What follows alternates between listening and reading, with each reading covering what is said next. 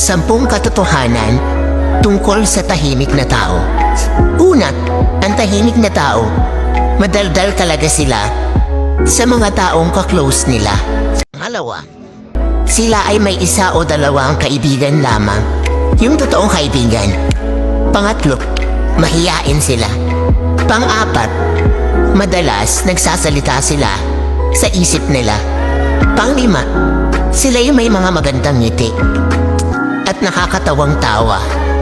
Pang-6, sila ay tapat sa kanilang karelasyon. Pang-7, sila ay mapagmatsyag sa lahat ng sitwasyon. Pang-8, tahimik sila pero iba kung magalit. Kaya wag na wag mong gagalitin. Pang-9, sinasarili nila ang nararamdaman nila kahit nasasaktan na sila. Pang-10, pag sila nakilala mo ng lubusan at maging komportable sila sa'yo, doon nila ipapakita ang totoong sila.